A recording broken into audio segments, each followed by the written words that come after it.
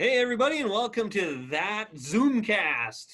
My name is Ryan Janke. We've got Pastor DJ Lura and Sarah DeYoung, and we're zooming again this week. We've had a lot of people that want us to just record, have a video and audio. What do you guys think of that idea? I think they just can't get enough of our pretty faces, Ryan. I think we should seek help for anybody who wants to not only see our faces, but hear our voices for more than an hour a week. Oh, well, we'll have to figure it out. I've got some ideas. I got some stuff in the hopper.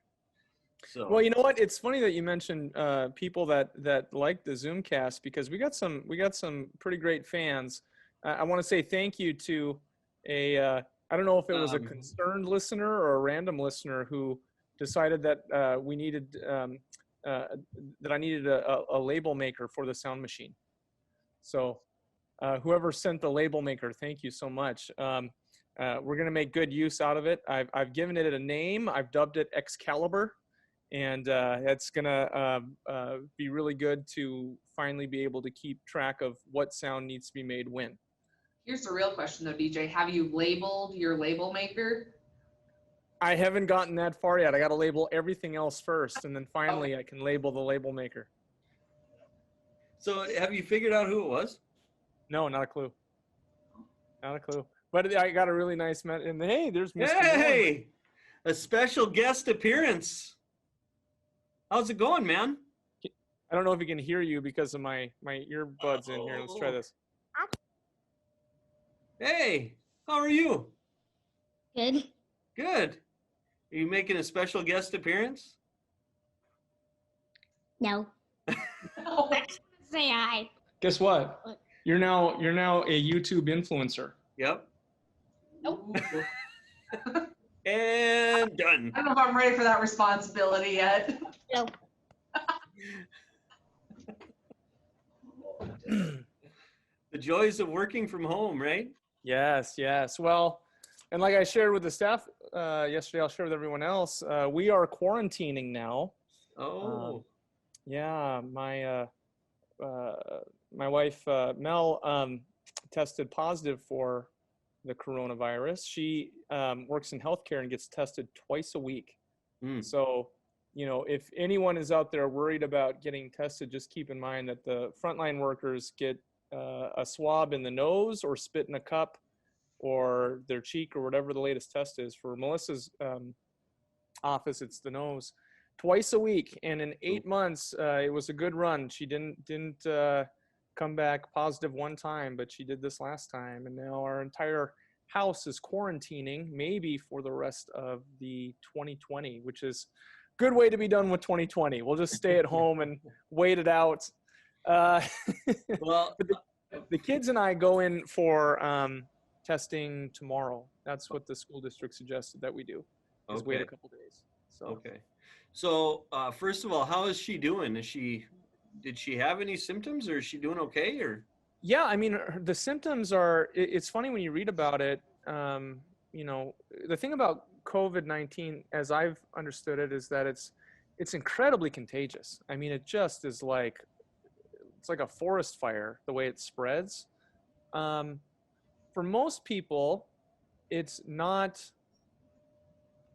I don't know how to say this. I don't want to downplay it because it is dangerous. But for most people, the symptoms are minor, but it can be bad.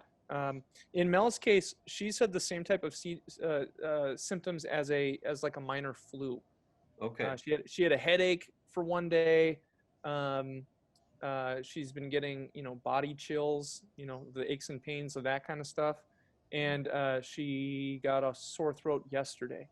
I can find for myself, and I haven't been tested yet, but I've been getting a cough has been coming on, and who knows what it is. That's why you go to get tested. But that's at least what they are in our house. You've heard about people losing the ability to smell or lose taste. Yeah. That hasn't happened here, but so far it just kind of seems like it's a cold or like flu-like symptoms. Yeah. I've heard from several different people because it's kind of a hot issue right now in North Dakota. So I've had people close to me, and the same kind of thing, like you said. My cousin and his wife both got it. She was in bed for Mm-hmm. about a week, I think, and really struggled with it. Where he was like, I've been in worse shape before. Mm-hmm. Um, Mm-hmm. and the same kind of thing. I know another friend of ours, their son, he's in his teens, and he was knocked out for 3 or 4 days with it, with a high fever, and so Yeah. yeah, like you said, it's, I can remember the sickest that I ever was when I was actually in college. I was 22, and I had it was over the winter season. You know how it gets pretty cold here and stuff, and um, that's when things seem to percolate inside houses when you're not able to be outside. But yeah. I got sick with like a head cold that ended up turning into pneumonia. Mm. And I was so sick that I turned down free tickets to go see Metallica at the Metrodome. You couldn't have been that sick. That's how sick I was. I was ready to go. And the day of the concert, I felt so horrible. I was like, I can't go. You're sick when you turn down free Metallica tickets at the Metrodome. Wow. Because if I just had the sniffles, I would have toughed it out. But I felt so bad. So That's terrible. well, and the impression I got is it can be like that with the coronavirus. But at least in our household, so far that has not been the case, and hopefully it won't be. So. Well, I had influenza. Which is the worst of the two influenzas? Is it A? Influenza A, I think. Sure. I had that. I got that on Easter one. Whichever one has it going out of both ends at the same time. That's the bad one, I think. Which one is that, A or B? Well, this wasn't like that. Okay.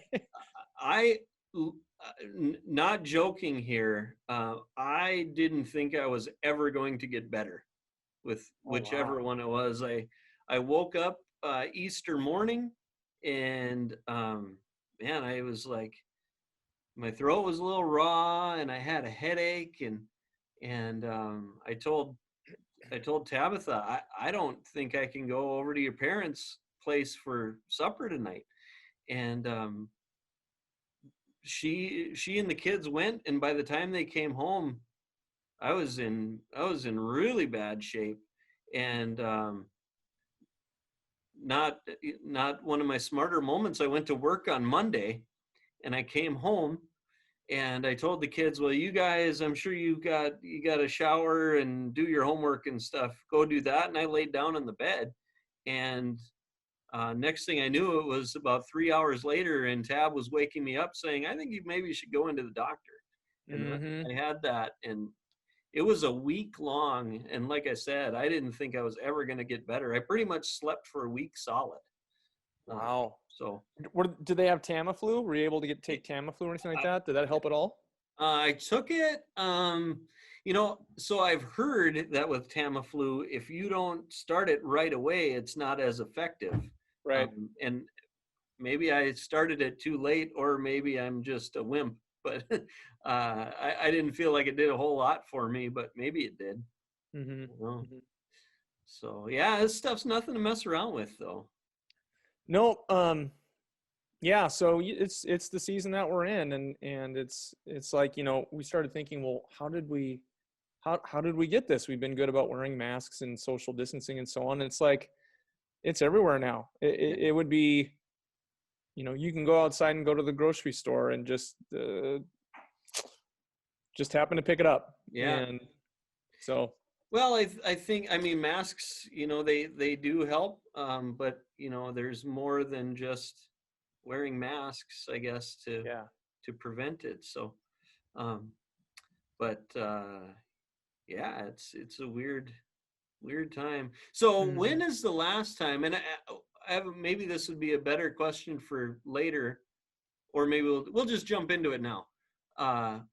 When is the last Christmas or Christmas Eve that you have not been in a church building? Because I don't know that you'll make it this year. This would be the first time Ever. since probably 1976, which was the Christmas before I was born. Wow. Yeah, Yeah. isn't that something? Yeah. Yeah. That would Christmas Eve and or Christmas Day. Right. Because we were the dream team last Christmas Eve. It was us. We were the whole show. Great. Well, so You and me and our five congregants who showed up that night. well, there's a few more than that, I think. So we have questions again this week, and so I will move into the ones that are the couple that are sort of similar to that one, which is asking.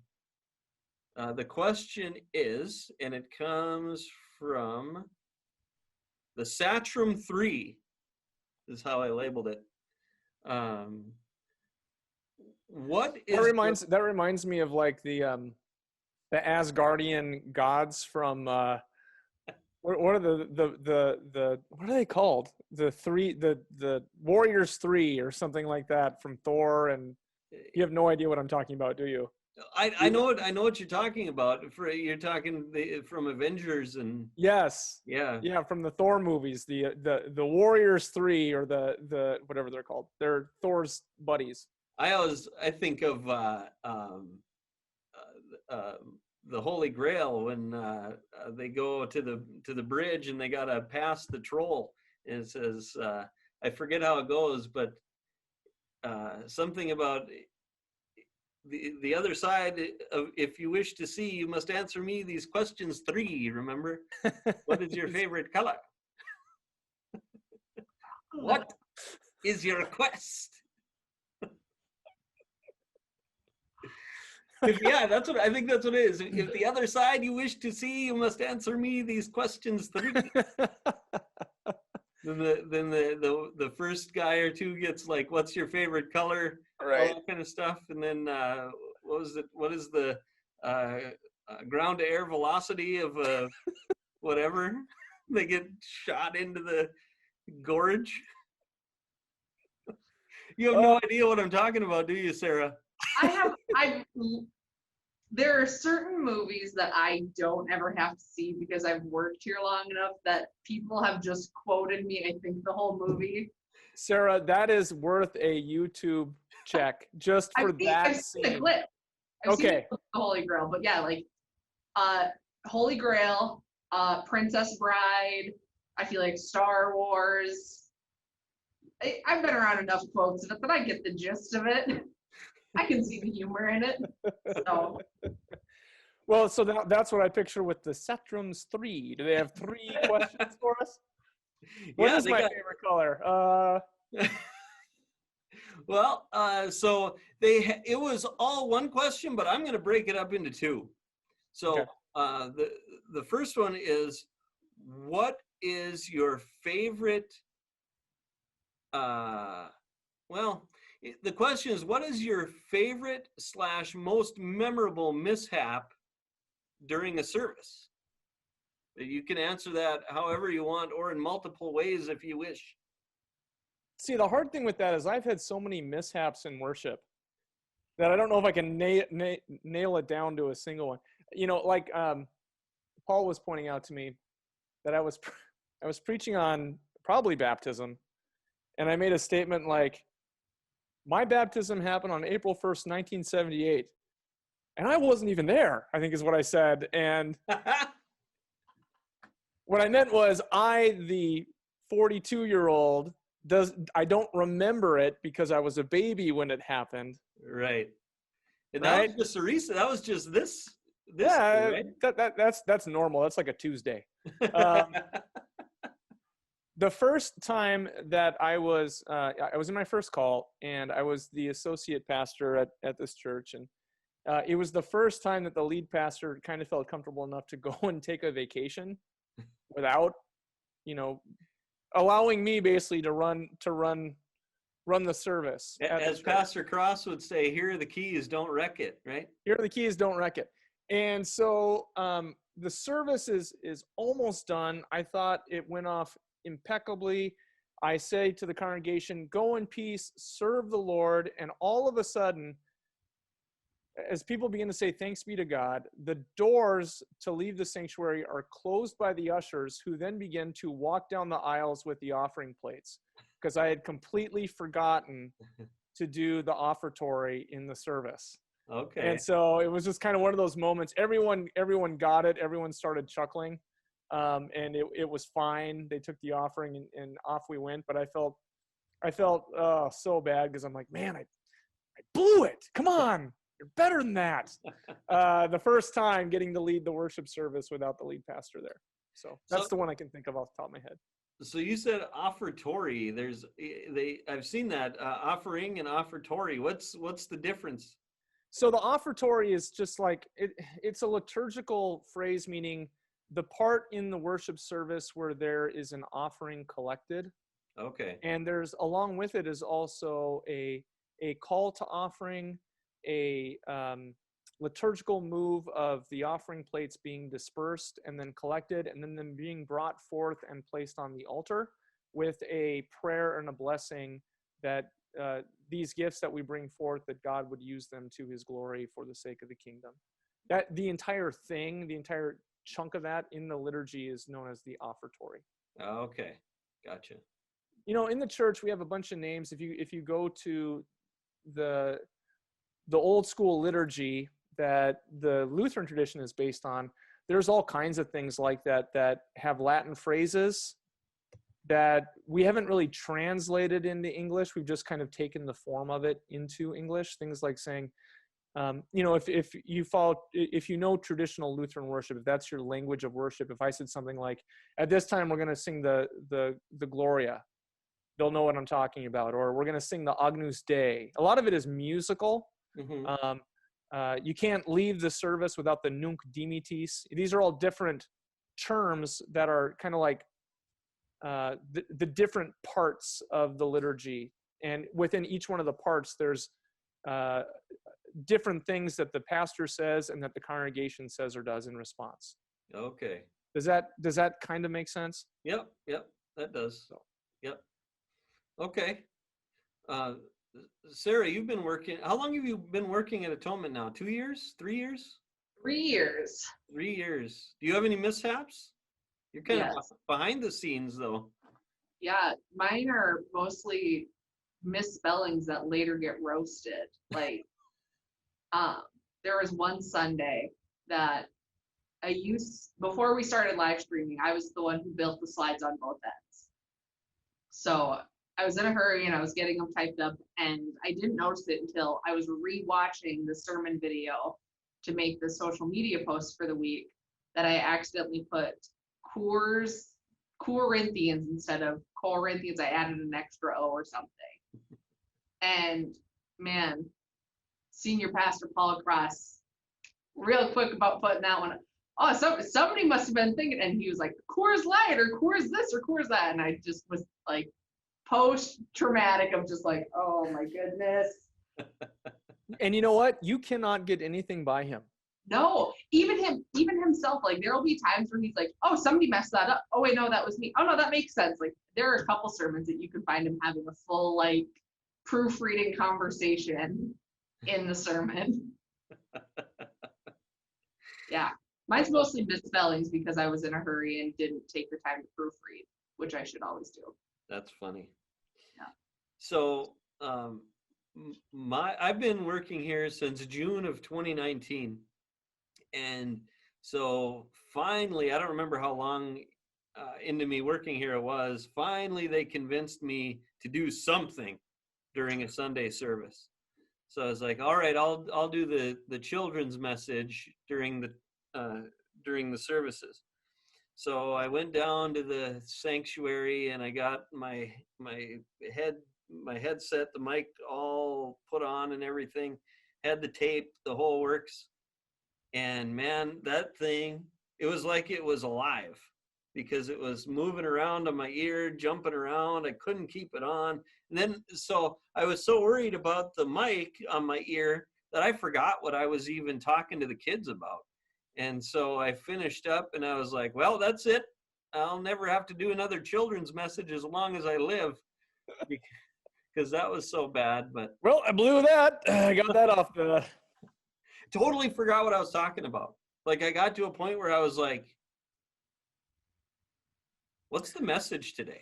I have no idea what I'm even saying. Well, you know what? And speaking of things like that around here, I mean, for the most part, I when I'm leading worship, I don't get distracted usually. There's only been a couple times. Usually when my kids were real little, they were the ones that could kind of throw me. Like if kids cry in church or get upset, that never bothers me unless it's my kids. But a couple weeks ago, I was in the middle of talking directly to the broadcast congregation, and someone on the broadcast team started doing jumping jacks in the hallway. And I completely blanked on what I was saying because I thought that we had like a dead stick, you know, like there was no broadcast going out. And I don't know what I was saying. I just kept babbling. And I might have to go back and watch the video.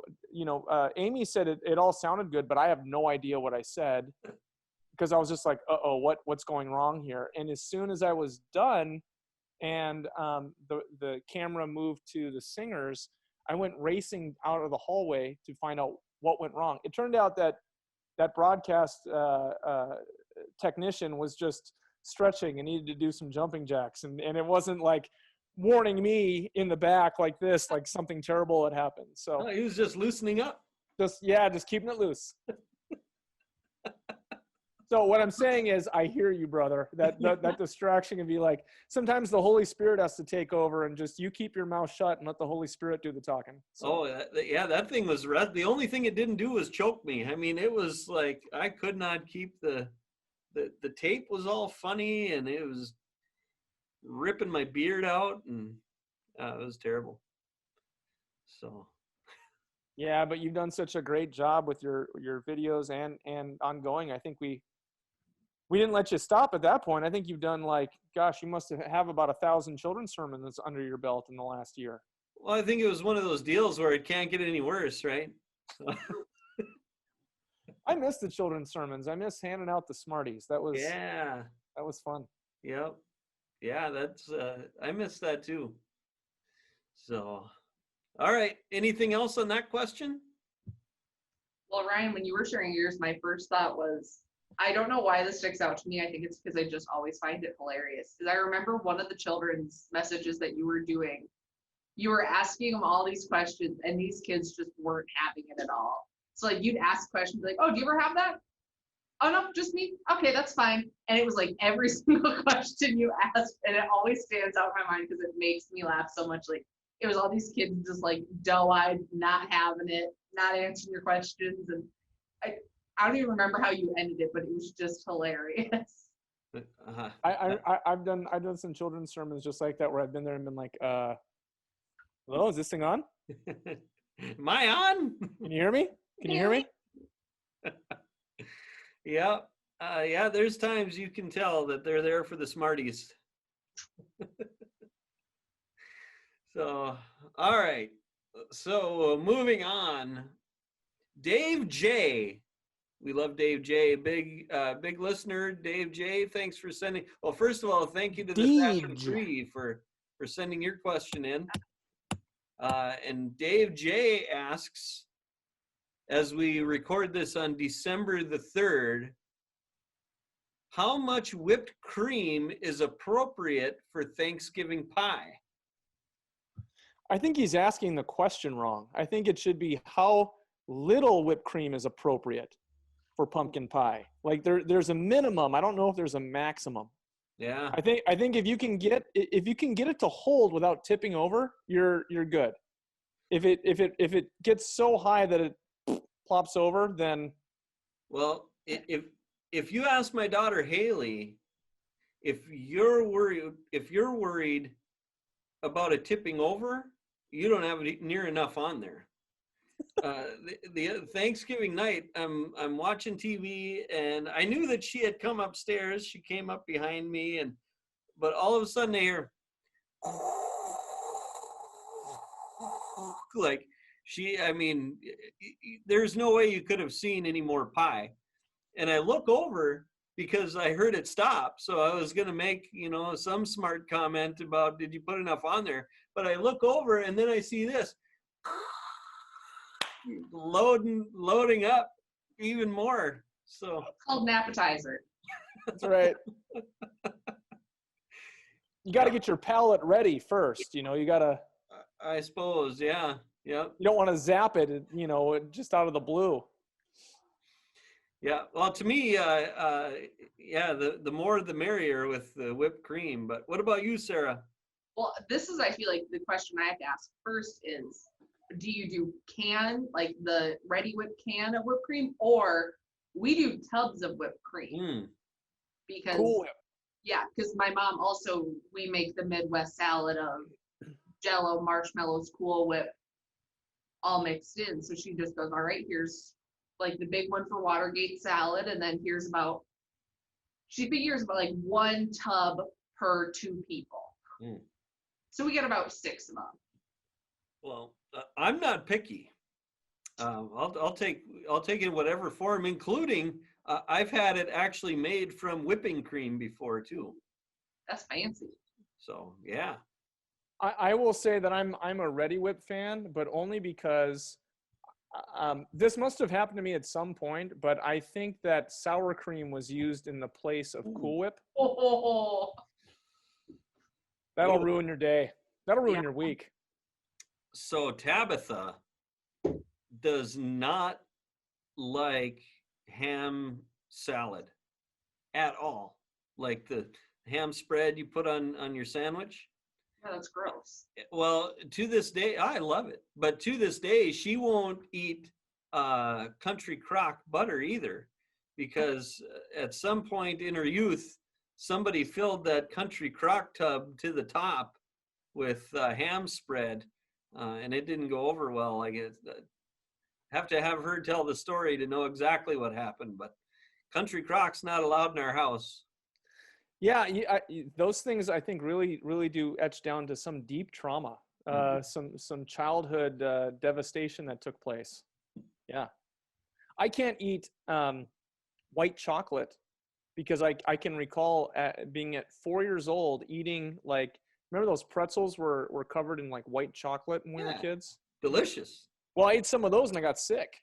Oh. And so, to this day, it's like I can remember the taste of what that tastes like, and that I haven't had any in about 30 years, but I can still remember the taste of white chocolate. And it's like, nope, no thanks. My sister has the same thing with roast beef. She won't eat roast beef because Had a bad experience. Huh? Yeah, nobody else got sick. Don't know what it was, but yeah, she won't touch it. So, all right. Well, thank you, Dave J, for that question. Do you know what I like about him? With his initials, I can call him DJ. That's true. Or Deej. I like that. Deej. Isn't that what they called Candace Cameron in Full House? House, yep. Yeah, that was her character. Yep. But they called her Deej, right? Yeah. Well, and that was my nickname growing up because I'm from a small town and your nicknames get nicknames. So I suppose.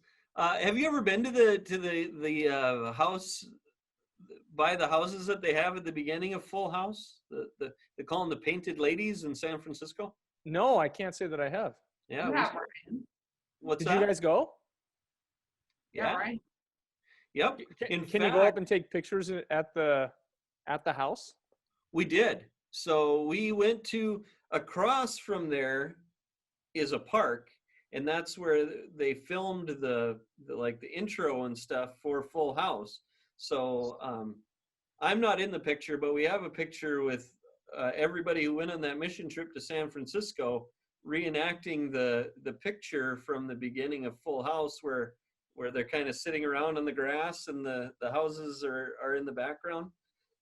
We have one of those. Zach is in that picture.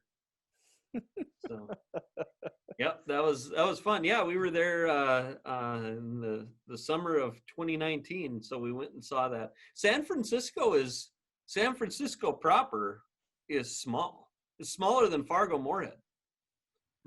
San Francisco, the city, just the Yeah, city itself. yeah.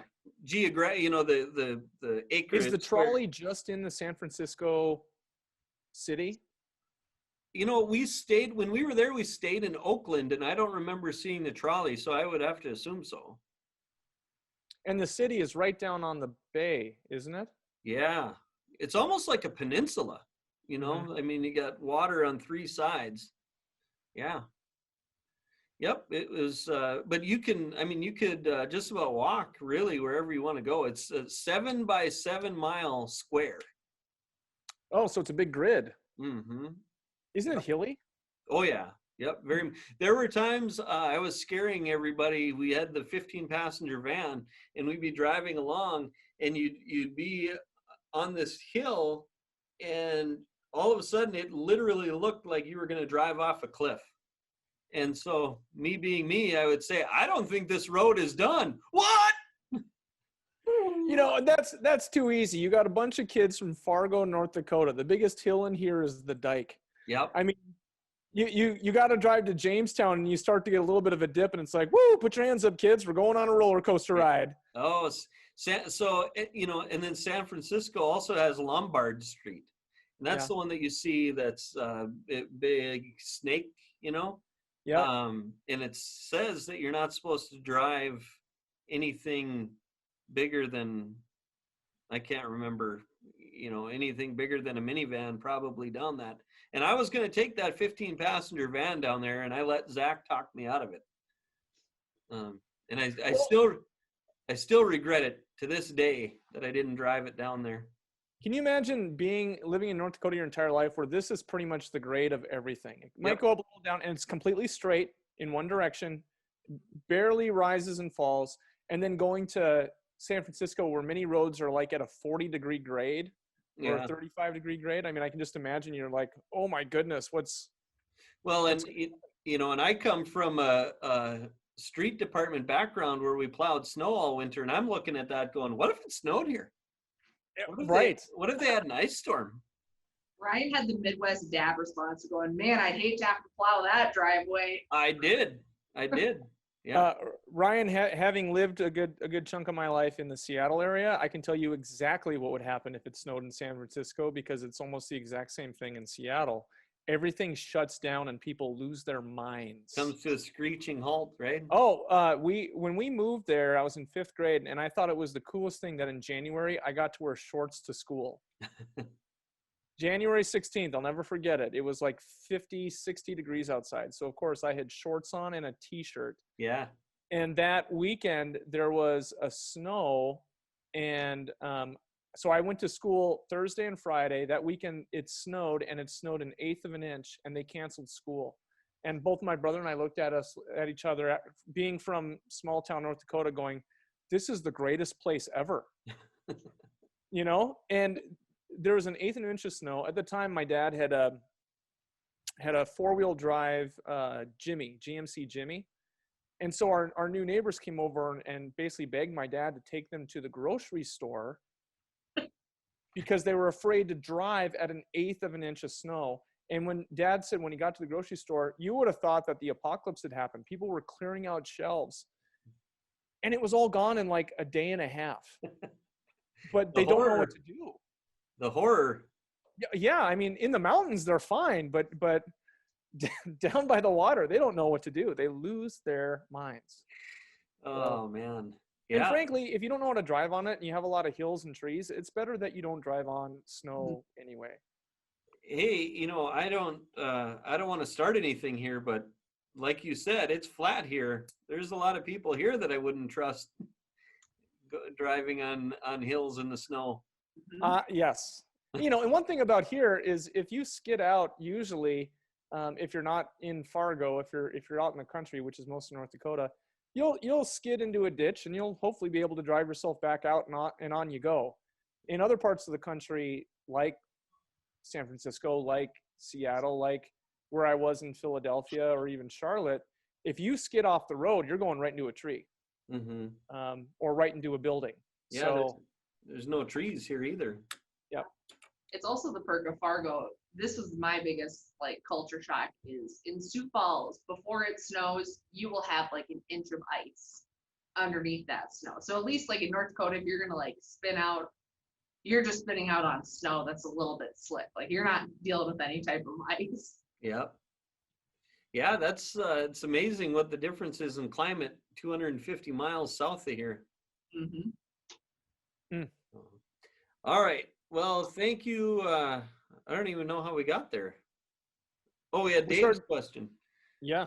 Okay, so this isn't a question, but we did get a YouTube video sent to us from Dr. S that we can link in the description. We won't play it here, but it is a song by a fella named Brandon Heath called "The Day After Thanksgiving," and I agree 100%.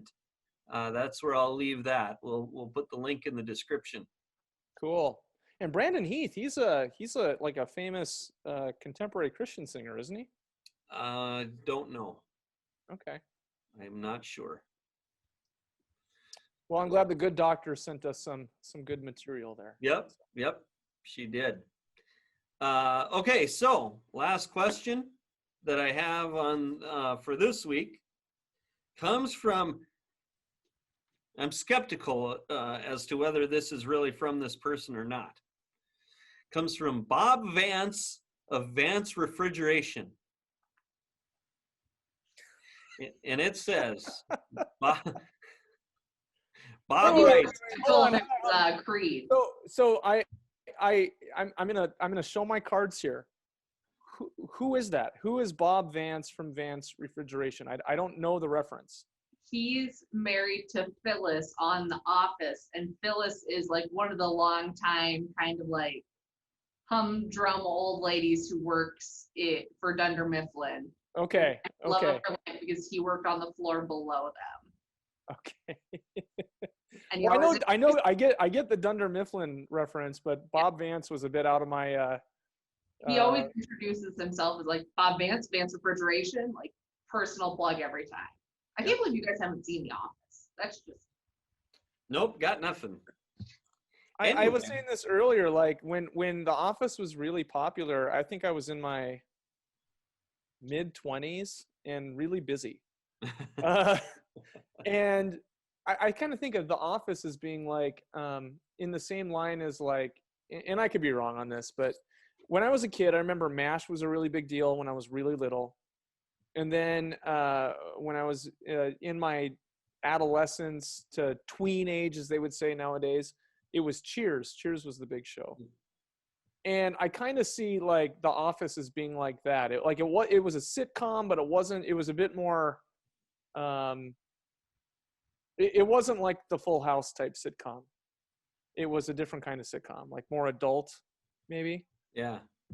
So and yeah, so I want to say that that's more your The Office is your Cheers, Sarah. Does that make sense? Friends is in between. Yeah, but Friends has more like a soap opera-ish type. Yeah.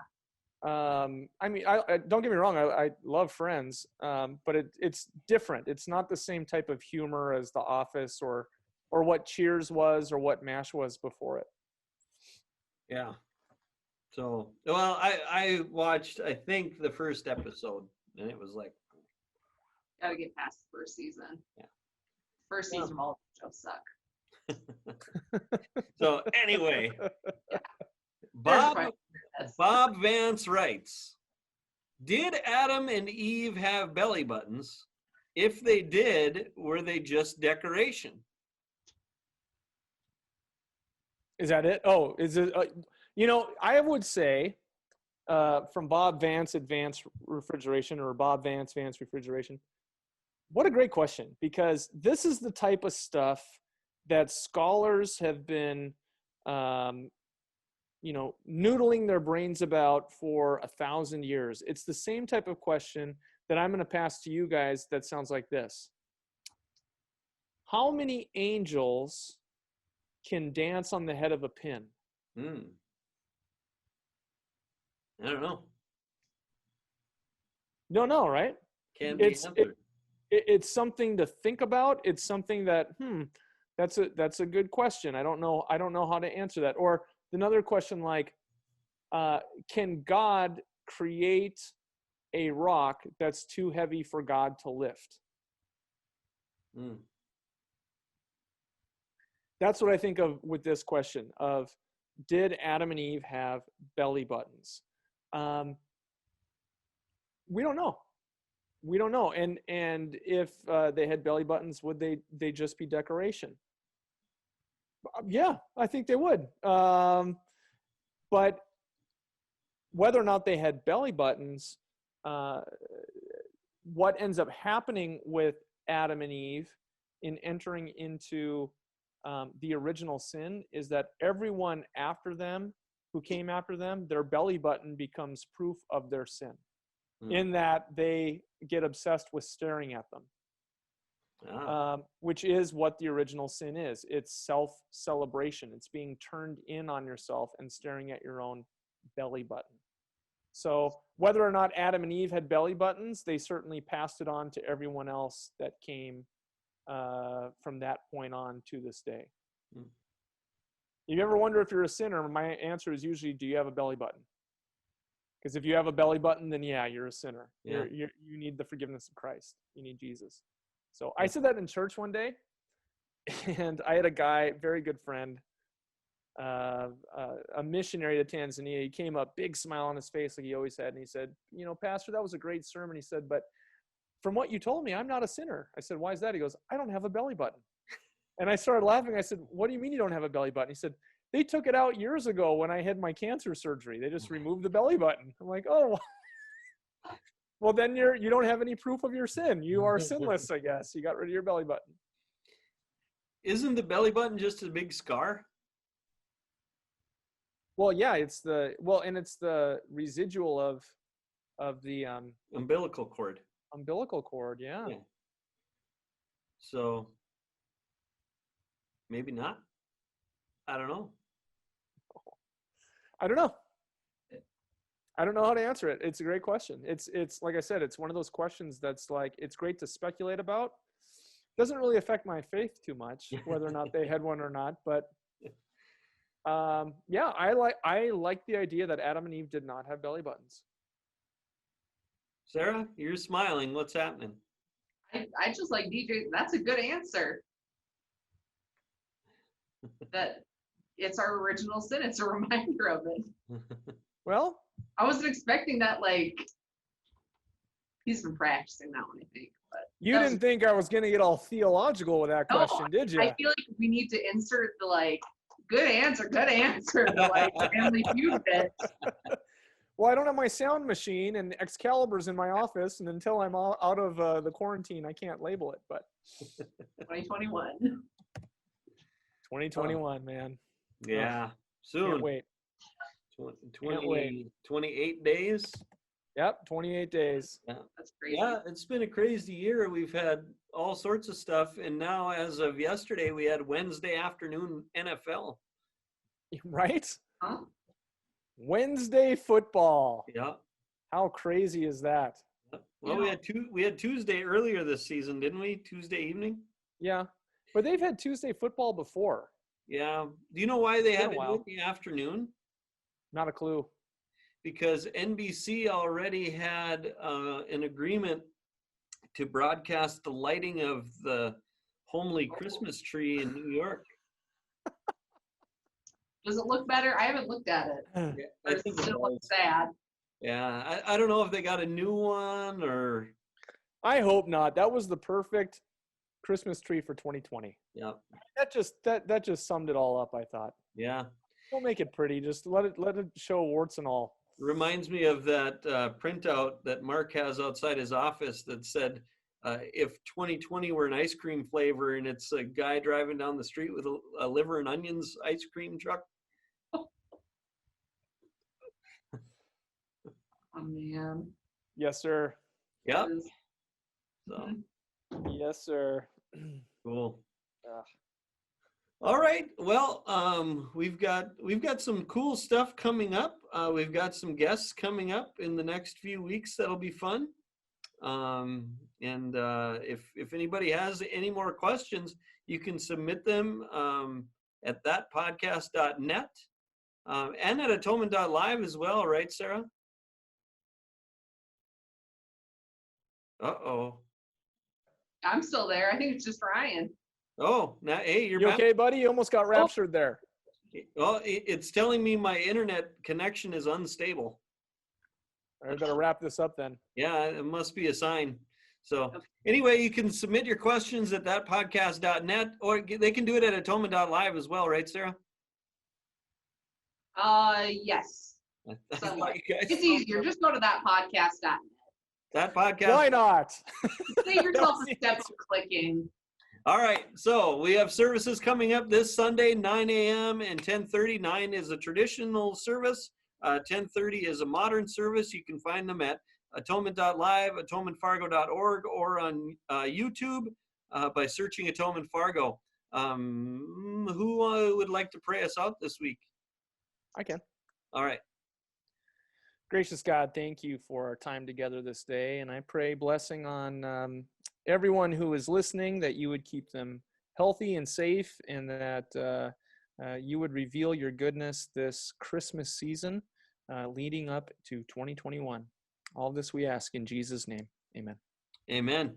All right. Thanks, everybody, for joining us. We'll catch you next week for another riveting episode of That Podcast.